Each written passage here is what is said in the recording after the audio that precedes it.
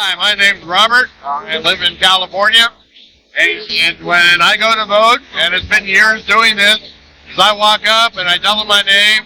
They show me a computer screen, shows my address, then they say, is this you? So I say yes or no. But I say yes. They go, okay. I go, you want to see my ID? And they go, no, I don't need it. So how can you not need an ID to tell them who I am? So I can legally vote under those crazy rules from that Constitution thing, but has not happened in California for years. We need to change that.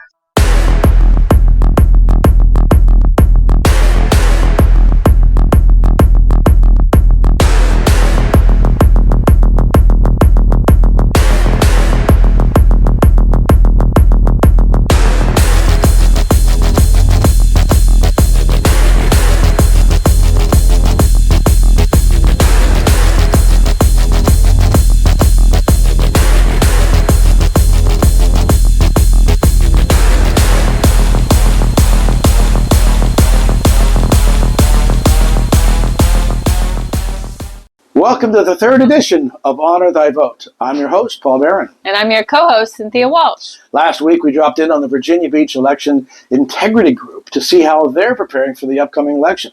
If you didn't see it, go back and watch. It's episode number 2. This week, we're taking a deep dive into the one meddling strategy that the left has become so good at. And what we can do to stop it, or at least slow it down. That's right. We're talking about Lawfare. Today's guest experienced a bit of this in his bid for school board last year in Northern Virginia. What they didn't expect was a good, strong pushback, as he's a successful D.C. attorney with an office a block away from the White House. That always helps. We'll introduce him right after this. What do you think of a cash reward, sir, for anyone who turns in a tip or lead for somebody who's trying to meddle with the election? Oh, I love it. Not a cash reward. A cash reward, yeah, for turning in. Right. But they got to go to jail. Yes, sir. Yes, sir. I love the idea. I think it's a great idea. Thank you. You have that? Yeah. I do. Let me have that. You know what? I've never heard of that, and I think it's a great idea. Help restore fair and honest elections in America. Donate as much as you can. The bigger the reward, the larger the incentive, to be honest. Log on to OperationEyeball.com. It's a great idea. With us today, Kevin Pinkney. Kevin, you are a successful D.C. attorney. How long have you been an attorney, and how long have you been in D.C.? So I graduated law school in 2002, and I have been in D.C. after I clerked down on the 5th Circuit since 2003. And you are currently practicing what form of law?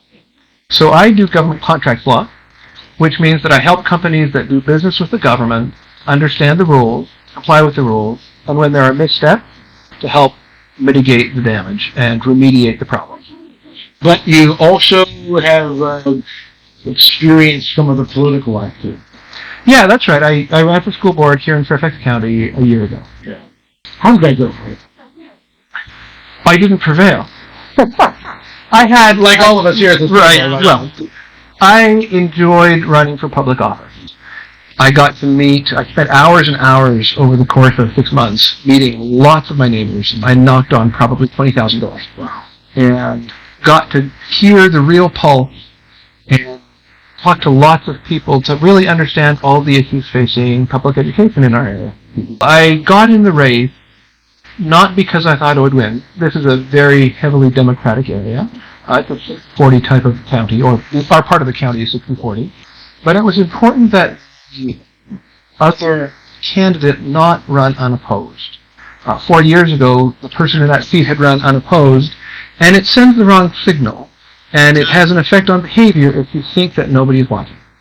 And so I thought it was really important for me to raise the issues that I care about, but also bigger picture for the person who is running and who would ultimately win, to know that not everybody sees the world the way she does, and to understand that there are legitimate, meaningful, thoughtful disagreements on policy, on how to run schools. So when you ran, describe to me what the obstacle was that caused why you ended in court. Oh, sure. So about mid-August, we began doing back-to-school nights. And I probably did 25 or 30 back-to-school nights over the course of the period. Doing those now? Yeah, 2 or 3 weeks into it, I have friends, and most of my friends are Democrats because 60% of the county around here is Democrats. I have lots of friends who are Democrats and lots who are Republican and lots who are independent. And they began to murmur to me, because I had signs out and I had bumper stickers and I had door hangers and I was doing full court press. They murmured to me their concern that their candidate was resting on her laurels and taking the race for granted. And I heard that from multiple friends, and I had some friends who were really close in her inner circle when she had a fundraiser.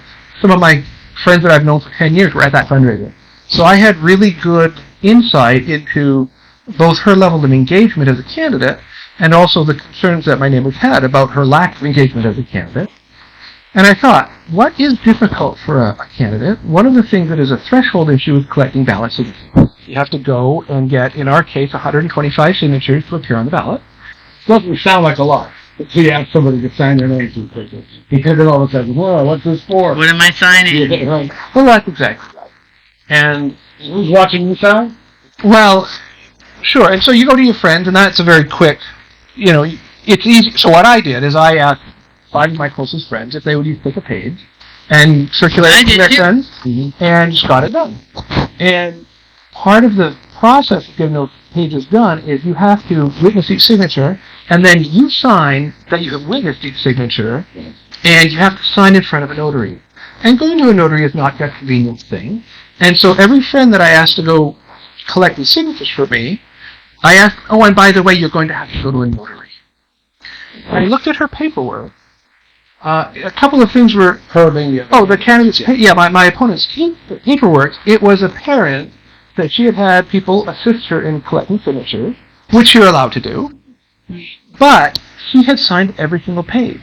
There were 9 pages of signatures, over 100 signatures collected at... About 95 signatures collected on one day, which is physically hard to do. But the handwriting of the candidate information, the biographical information, were clearly in 3 different handwritings. One of her handwriting, one of her husband's, and we know her husband's handwriting because he signed the form, and we know what his signature looks like and how he prints. And then one from another, clearly a friend. When she was asked about it, and there was a later court case, and when she was asked about it on the stand, she said, yeah, I had a clipboard, and I had someone else with a clipboard. We're at an event, and it's an event to gather signatures. So she talked about a process where she had other people using clipboards to gather signatures from. Which is fine. Which is fine.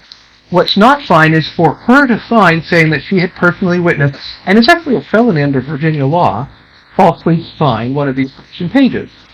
So when we went to court, we challenged, so I should explain, court process in Virginia doesn't allow you to bring the concern I just described to the court.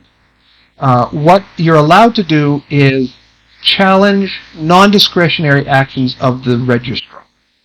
So we had this candidate who had clearly cut corners, and had lied, but that wasn't a claim we could bring to court until Election Day.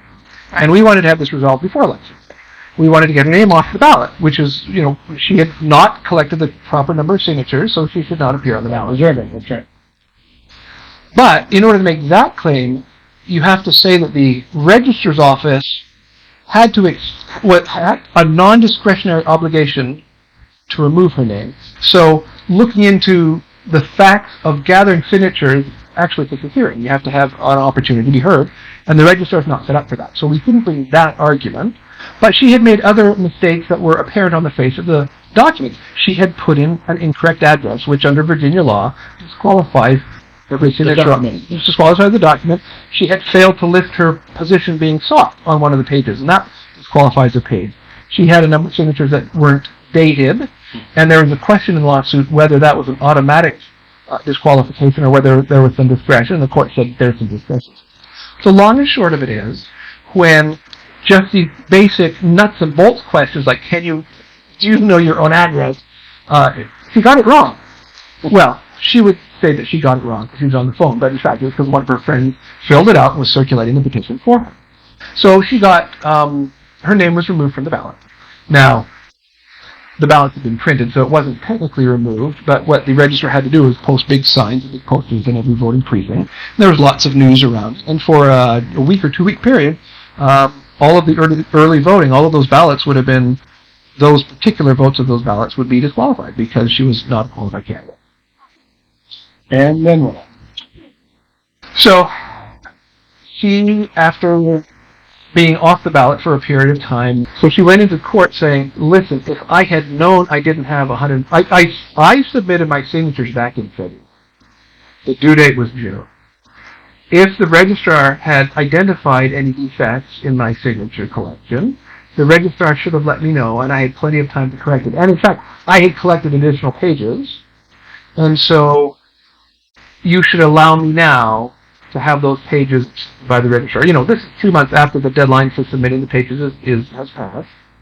And they found some case law dealing with, in the criminal context, where if you rely on a government probation officer to tell you something, and they tell you something incorrectly, and you follow their incorrect guidance, does your jail sentence or your probation get extended because you didn't follow the rules? And there's a Virginia court that says, no, you know, if you were relying on the government official and they screwed up, then we're not going to extend your criminal punishment longer because you reasonably relied on that. How does the IRS follow that rule? Well, certainly that's not, yeah.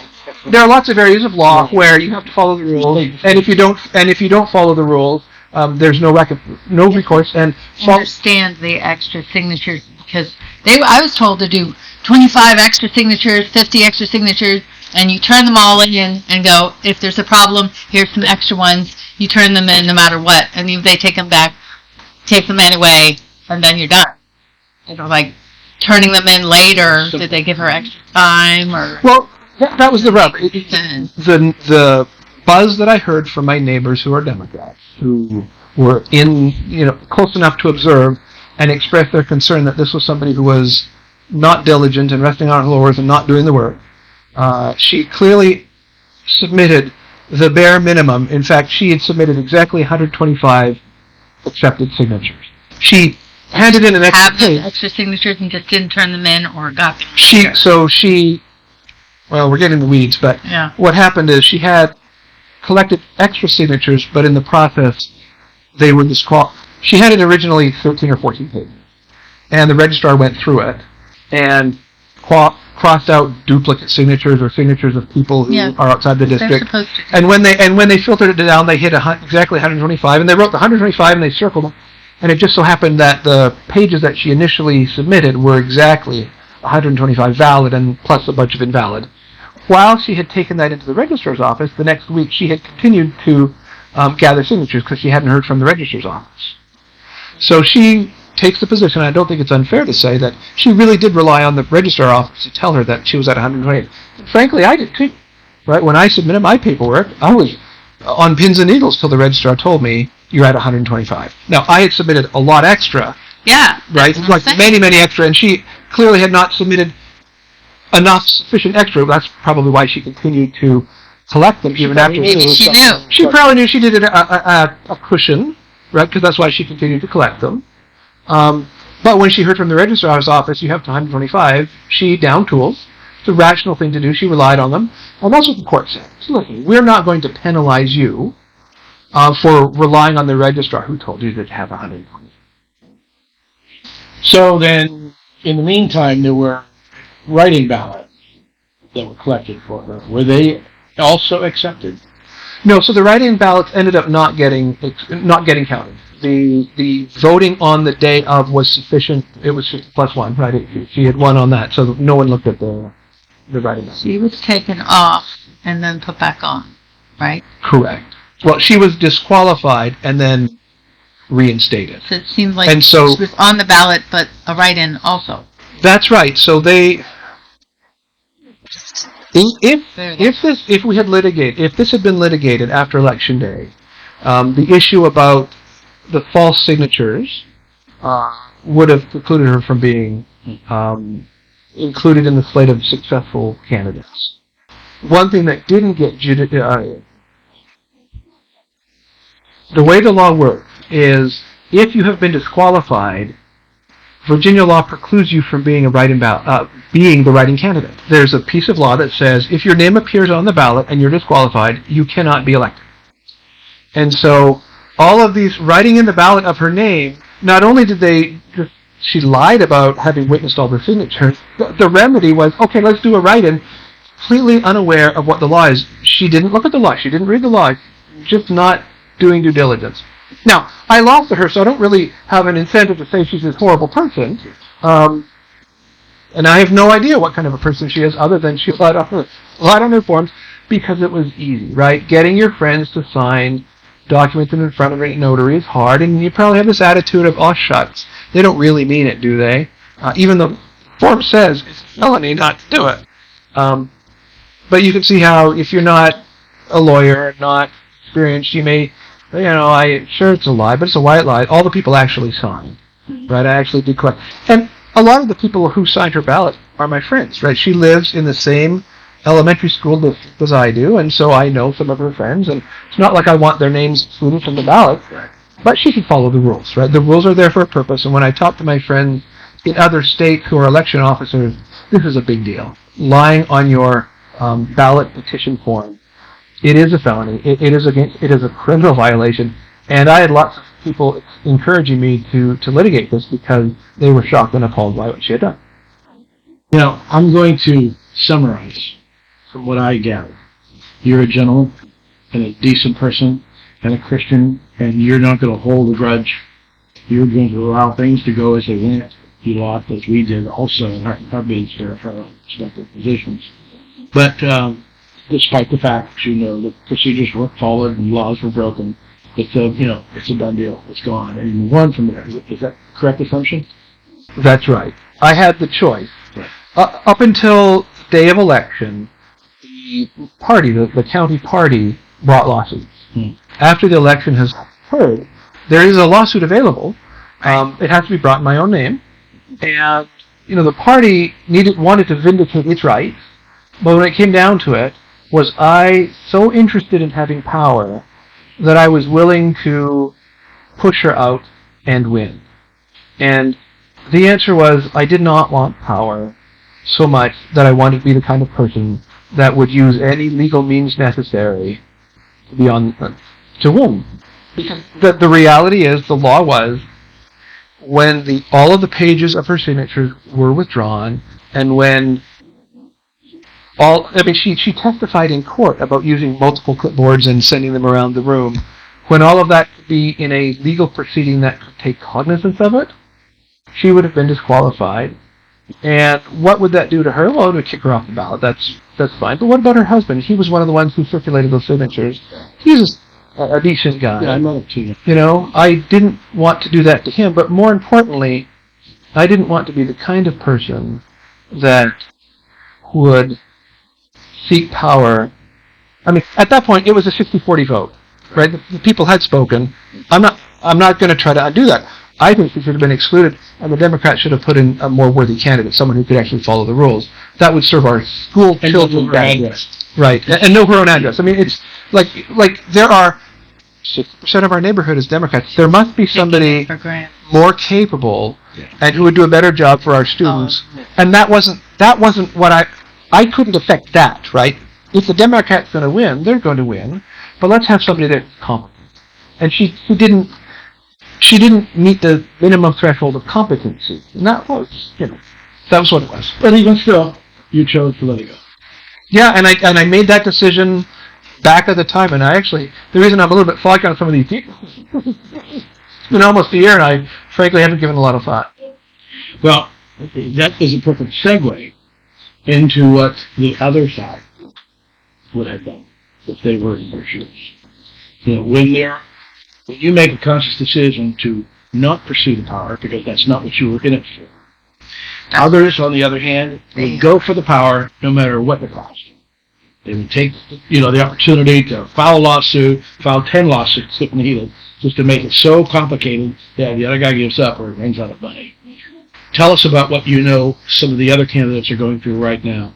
Yeah, so let me talk about the lead up to 2020 election and then the fallout from the 2020 election. So, as you saw, there are election rules, and they should be followed. I'm a big believer. You don't sign. You fraudulently sign for signatures. You should follow the law. What happened prior to 2020, and there's a nice spreadsheet of all the lawsuits that were filed in advance of the 2020 election, access during COVID, and how do we ensure longer hours and mail-in voting, and can you loosen the standards for this and weaken that. And there were dozens and dozens and dozens of lawsuits mucking with the rules after the contest had started. And so it's problematic to mess with the rules. I am all for lawsuits that seek to comply with the rules as they exist when the contest starts. Right? The party for me did that, right? But there were lots of lawsuits seeking to change the rules of the road midstream. And that's just corrosive.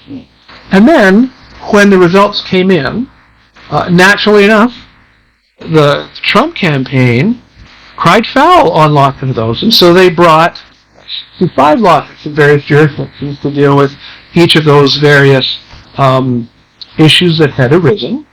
And I think it's all fair. If you're going to be challenging the rules, let's have a fine set of rules. Let's have a contest. Let's have the outcome.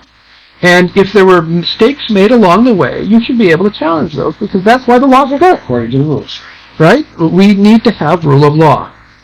What has happened is, after all of the dust settled from those lawsuits, there's a group out there now called the 65 Project, and they named themselves after the 65 lawsuits that the Trump campaign filed, and their goal is to make the lawyers who represented the Trump campaign in those 65 lawsuits become, quote, toxic in their communities. Now, that is wrong. It's simply wrong. One of the best stories. Now, I'm an immigrant to the United States. I became a citizen, in 2019. One of the best, we lived in Massachusetts, and one of the best stories that I learned about when I was in Massachusetts living there is the story of John Adams. And when John Adams was a practicing lawyer before he became president, the Boston Massacre. And he was one of the lawyers that took the case to defend the British Redcoats against the charges of indiscriminate firing against a crowd of Minutemen, I suppose, Now, isn't that fascinating? He himself was a patriot, staunchly patriotic, and he took the side of people who were deeply unpopular. He ended up prevailing, and we revere him for that. Our system of laws has a system for determining truth, and that is an adversarial system. For our government to work, for our civilization to work, when issues arise, you have to be able to have an adversarial process. You need a defense attorney and you need a prosecutor in criminal trials, so much so that we tax people and take away their homes if they don't pay tax, so that we can fund public defenders, so that people who are accused of breaking the law have due process and are represented by a lawyer. This is fundamental to who we are. Right.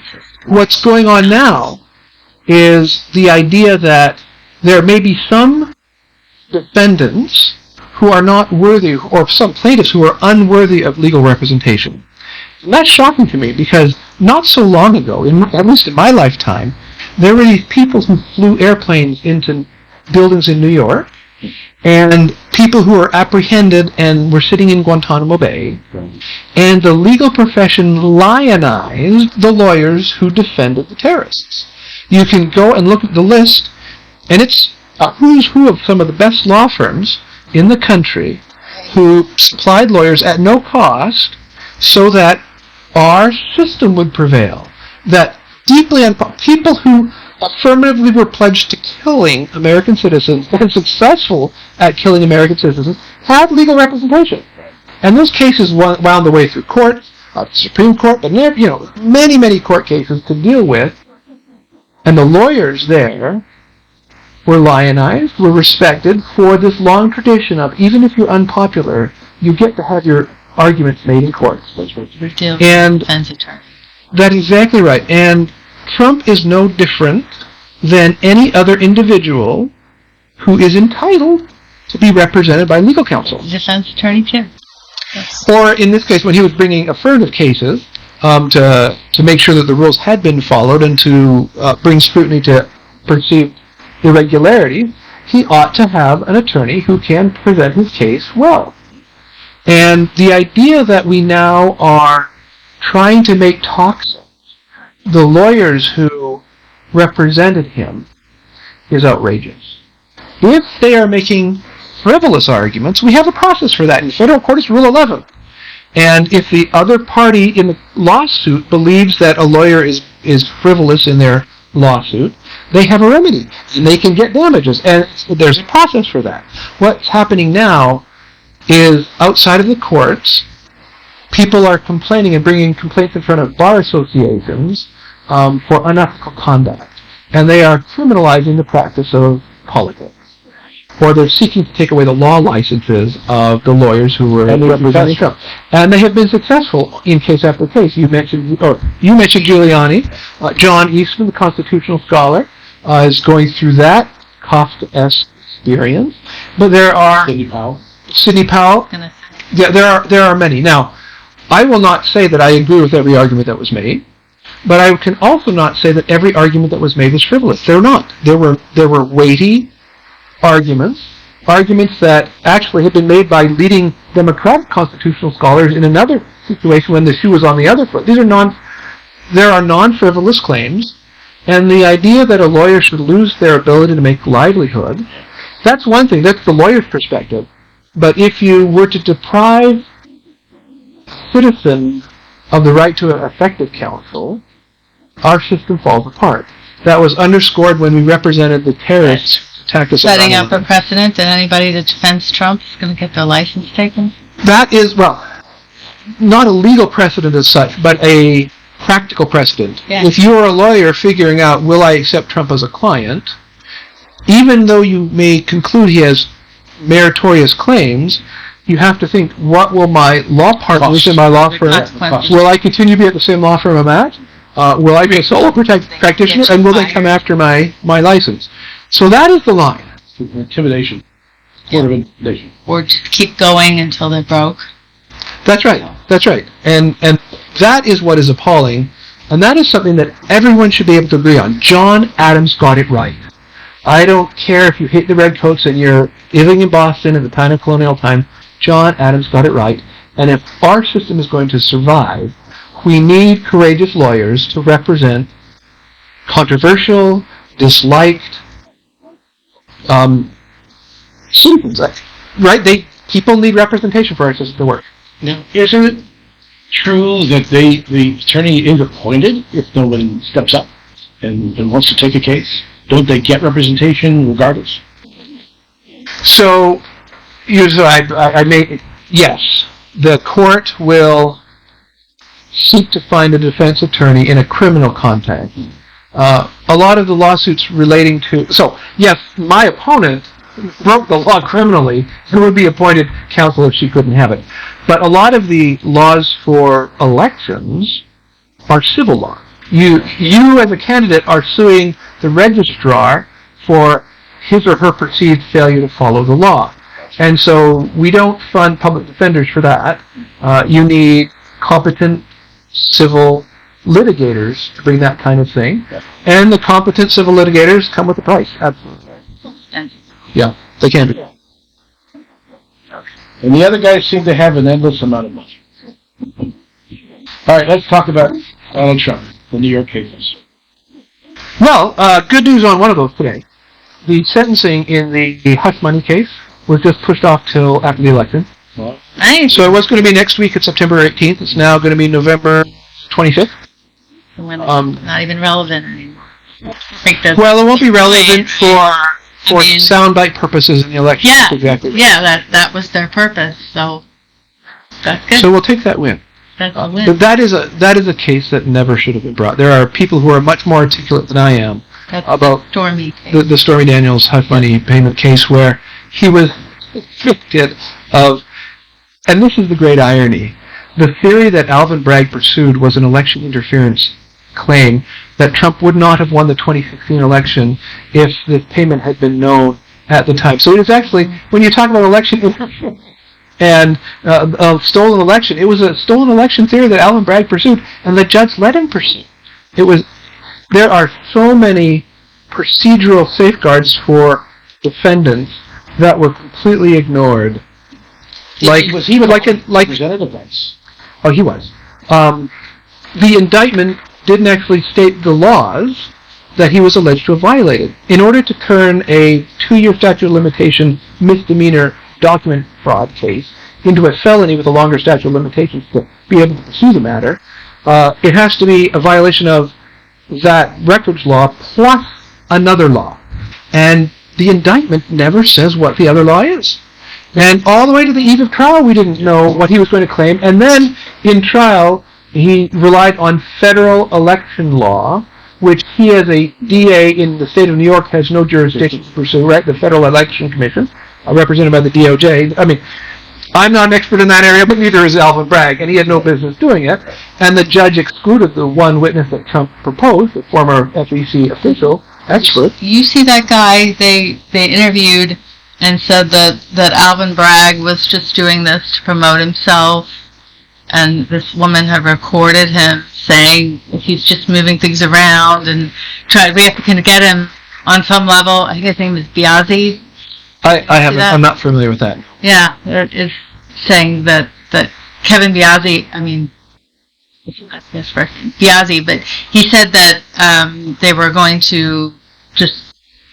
Alvin Bragg was very ambitious and was just using this to get a promotion, help himself, and it was nothing to do with Trump. Well, you know, when you have elected DAs, which we do, we do like political accountability. But when you're in a jurisdiction where you can campaign on, I'm going to get Donald Trump, and that's what Letitia James did as the Attorney General of New York, who did the $355 million verdict on the... campaigning on that. Right, she campaigned on that and brought it. And it is shocking and it's appalling. Members of the business community who have said, well, we're not going to do business in New York anymore. We're living to Florida or wherever else. It's a rule of law problem. And I think the Democrats, if you step back, the Democrats have a rule of law problem. They have so severely abused process in both of those New York cases. I don't know how you recover from that reputationally. And what's really sad is there's been no groundswell of disgust at the way those two public servants have behaved. The voters will say Trump is guilty, and you say guilty of what? And they don't know. They don't even know what the cases are. Yeah. They just automatically... What kind of a fishnet can we throw over the situation before that? Where did America go? I think two things. On the nuts and bolts, well, let me talk about the general case and then the Trump case, right?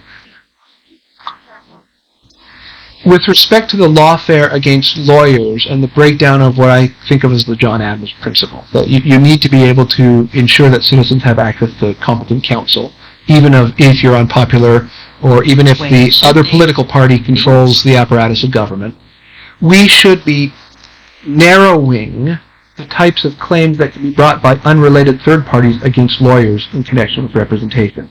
Now, when I took the bar, the bar council who enforces ethics rules for the jurisdiction where I'm a member of the bar explained that those rules are almost always invoked because lawyers commingle client monies with their own, right? If you get a retainer, you have to keep that money separate and segregated. Right. And use it only to pay down that client's bills. And almost all the disciplinary matters that happen have to do with a lawyer dipping into that fund and buying a boat, or paying office expenses, or the commingling of funds. Right. Well, there's an attorney-client relationship, and we need a process for aggrieved clients to pursue bad actor lawyers. That's what we should have. But what's going on now is unrelated political opponents to haul up their political opponents in front of the bar council, which skews towards the plaintiff's bar. Now, that's not necessarily Democrat or Republican. It may be one or the other, but it's often the trial bar is well represented in bar council offices across the country. Okay. So what you do is Supreme Courts that set the bar rules can tailor the process that now exists and winnow out claims. Just don't give standing to people who were not aggrieved by the lawyer, by the commingling of funds. We have a system. If I'm in court and I do something frivolous, the other side can get sanctions from a court against me, and they can be costly to me. And as a result, you don't have lawyers bringing purely frivolous claims unless they got nothing to lose and they got deep pockets. So we have a system that already polices this. If claims are being brought by political campaigns thinking that the laws were not followed, if it's a frivolous claim, we have that's built in. You don't need this other process to backstop it. And in fact, it's being abused. So states that have judges, that have a Supreme Court that care about the rule of law and respect John Adams would be well advised to look at what their attorney misconduct rules say and tighten them up so you don't have this kind of mischief. That's kind of one of the issues, I think.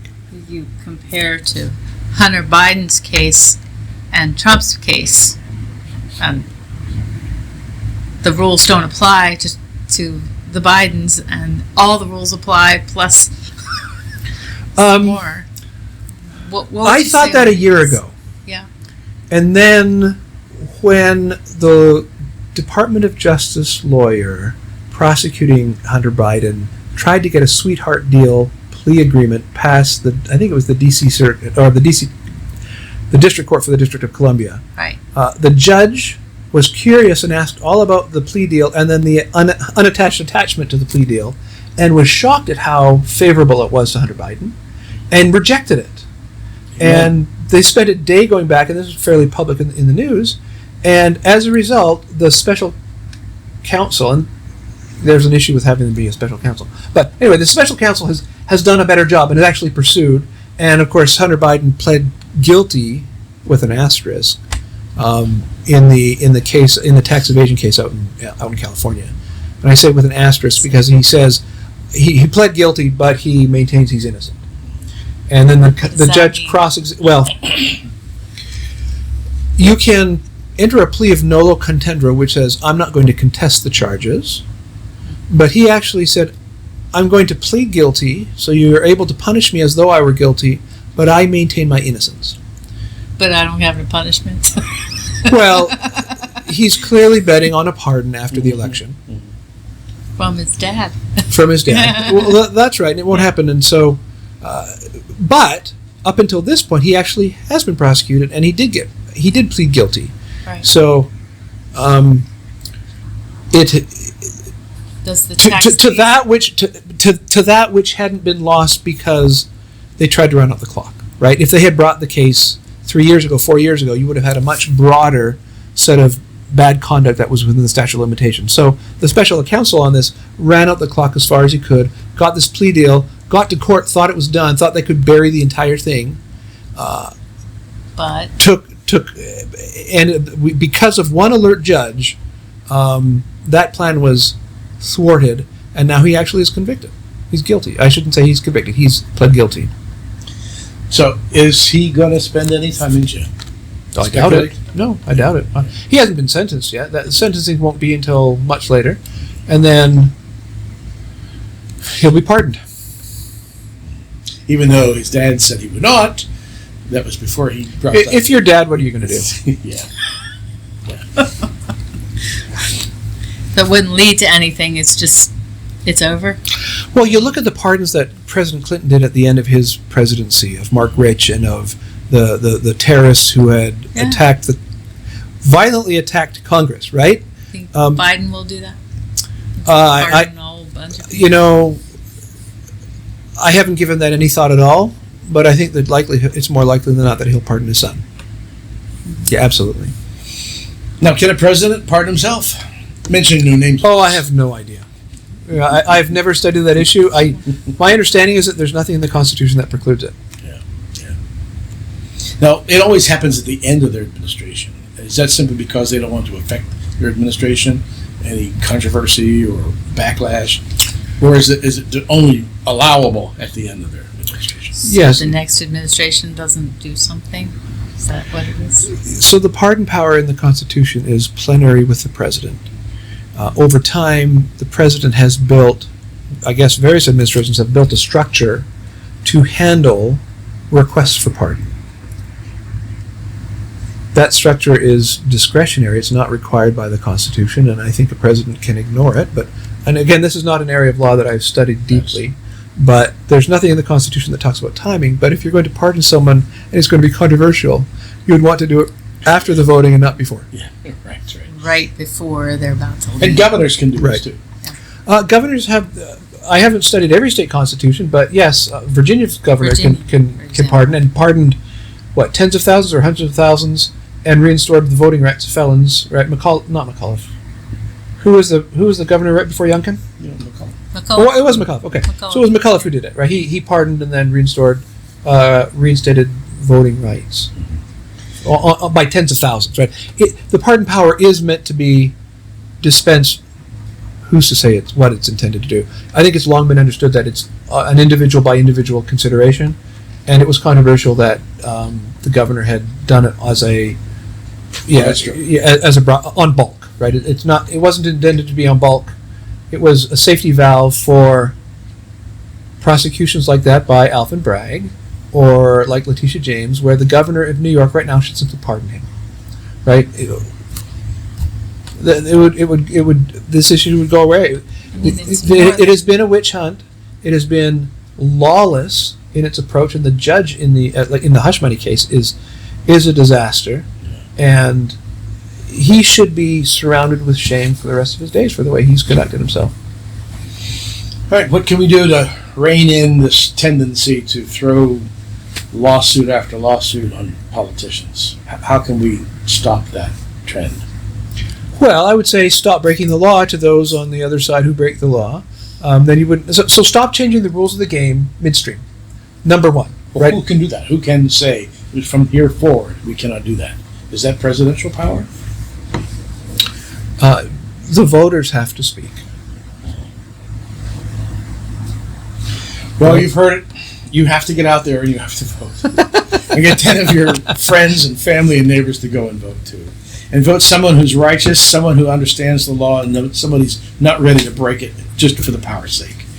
Thank you so much, Kevin, for all of your time and your commitment to public service. Oh my goodness, you're so nice. Decency. Thank you. Well, thank you for letting me be here. This year's presidential election is most critical for the survival of our nation. Only with extreme scrutiny by American people can we be assured our elections are true and honest. Be very watchful at all levels of government. Let those individuals responsible for counting and reporting votes know in no uncertain terms that any suspicious activity will be immediately reported to the authorities and posted online. Please visit Operation Eyeball to see all the many ways elections have been altered by malicious actors right before our eyes. We cannot rely on conventional law enforcement channels to catch all these criminals and bring them to justice. We are all called to action. We need to be vigilant and watchful. Go to OperationEyeball.com. Keep in mind, it is illegal for non-citizens to vote anywhere in the United States in a federal election. Come to Operation Eyeball, offer your tips and suggestions. There is a reward for any tips that lead to the arrest and conviction of anyone attempting to alter the election illegally. Go to OperationEyeball.com. Kevin Pinkney, he's an impressive guy.